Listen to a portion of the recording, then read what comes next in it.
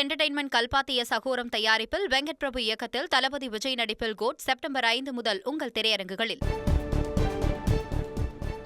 மேட்டூர் அணைக்கு வரும் நீர்வரத்து 11,736 கனஅடியாக குறைந்துள்ளது. காவிரி நீர்பிடிப்பு பகுதிகளில் மழையின் அளவு குறைந்துள்ளதால் கர்நாடக அணைகளிலிருந்து திறக்கப்படும் உபரி நீரின் அளவும் குறைக்கப்பட்டுள்ளது.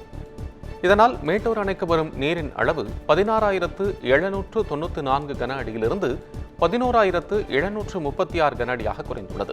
இதனால் அணையின் நீர்மட்டம் 115.45 அடியாக சரிந்துள்ளது. பாசன தேவைக்காக அணையிலிருந்து வினாடிக்கு 19,000 கன அடி தண்ணீர் வெளியேற்றப்பட்டு வருகிறது.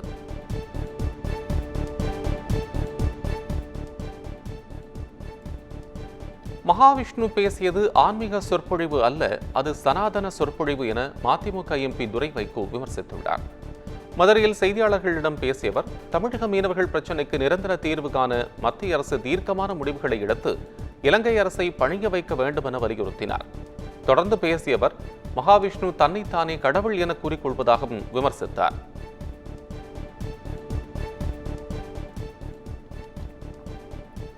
பண்டிகைக்காக சொந்த ஊர்களுக்கு சென்றவர்கள் சென்னை திரும்பிய நிலையில் செங்கல்பட்டு அடுத்த பரனூர் சுங்கச்சாவடியில் கடுமையான போக்குவரத்து நெரிசல் ஏற்பட்டது. விநாயகர் சதுர்த்தி பண்டிகையொட்டி சென்னையில் தங்கியுள்ள பலரும் கடந்த வெள்ளிக்கிழமை தங்களது சொந்த ஊர்களுக்கு புறப்பட்டுச் சென்றனர். இந்நிலையில் விடுமுறை முடிந்து மீண்டும் சென்னை நோக்கி மக்கள் வரத் தொடங்கினர். ஒரே நேரத்தில் ஆயிரக்கணக்கான வாகனங்கள் சென்னை நோக்கி வந்ததால் செங்கல்பட்டு அடுத்த பரனூர் சுங்கச்சாவடி மற்றும் ஜிஎஸ்டி சாலையில் கடுமையான போக்குவரத்து நெரிசல் ஏற்பட்டது.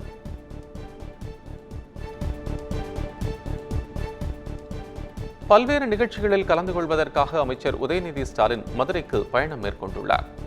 விமான நிலையத்தில் அவருக்கு அமைச்சர் மூர்த்தி, எம்பி தமிழச்சி தங்கபாண்டியன் மற்றும் திமுக தொண்டர்கள் உற்சாக வரவேற்பு அளித்தனர்.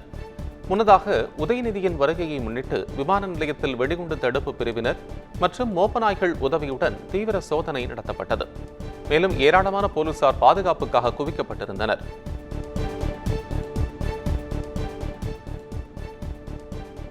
தேனி மாவட்டம் போடி அருகே விநாயகர் சிலை ஊர்வலத்தின் போது டிராக்டர் கவிழ்ந்து விபத்துக்குள்ளானதில் 3 சிறுவர்கள் பரிதாபமாக உயிரிழந்தனர்.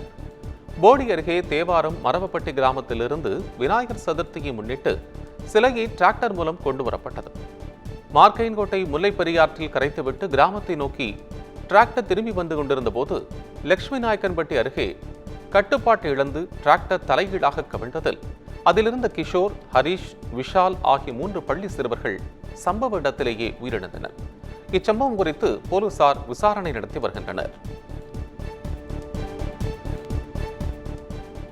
தஞ்சாவூர் மாவட்டம் பூண்டி அருகே கொள்ளிடம் ஆற்றில் 5 பேர் அடித்துச் செல்லப்பட்ட நிலையில் மாயமான 2வரை தேடும் பணி 2வது நாளாக நடைபெற்று வருகிறது.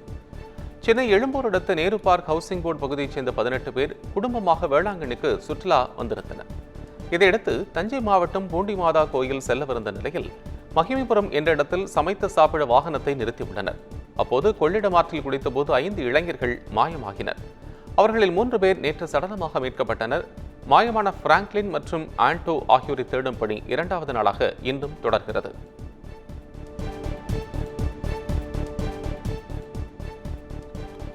தமிழ்நாட்டில் வரும் 14ஆம் தேதி வரை மிதமான மழை பெய்யக்கூடும் என சென்னை வானிலை ஆய்வு மையம் தெரிவித்துள்ளது. இன்று வலுவான தரைக்காற்று 30 முதல் 40 கிலோமீட்டர் வேகத்தில் வீசக்கூடும் எனவும், சென்னையை பொறுத்தவரை நகரின் ஒரு சில பகுதிகளில் இடி மின்னலுடன் கூடிய மிதமான மழை பெய்ய வாய்ப்புள்ளதாகவும் குறிப்பிடப்பட்டுள்ளது. மன்னார் வளைகுடா, தென் தமிழக கடலோர பகுதிகள் மற்றும் அதனை ஒட்டிய குமரிக்கடல் பகுதிகளில் சூறாவளி காற்று மணிக்கு 45 முதல் 55 கிலோமீட்டர் வேகத்திலும் இடையிடையே 65 கிலோமீட்டர் வேகத்திலும் வீசக்கூடும். அதனால் மீனவர்கள் கடலுக்கு செல்ல வேண்டாம் எனவும் வானிலை ஆய்வு மையம் எச்சரித்துள்ளது. அமெரிக்காவில் முதலமைச்சர் மு.க. ஸ்டாலினுடன் இருந்தது ட்ரில்லியன்ட் நிறுவனத்தின் தலைவர் இல்லை என்று பரவிய வதந்திக்கு தமிழ்நாடு அரசின் உண்மை சரிபார்ப்பு குழு மறுப்பு தெரிவித்துள்ளது.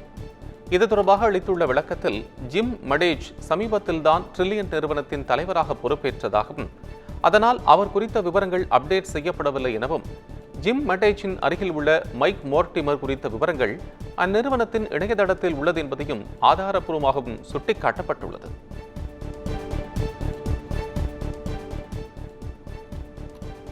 கரூர் அருகே இருசக்கர வாகனத்தில் சென்ற மாற்றுத்திறனாளி வழிவிட மறுத்ததாக கூறி காரில் சென்ற நபர்கள் அவரை தாக்குதல் நடத்திய காட்சிகள் வெளியாகியுள்ளது.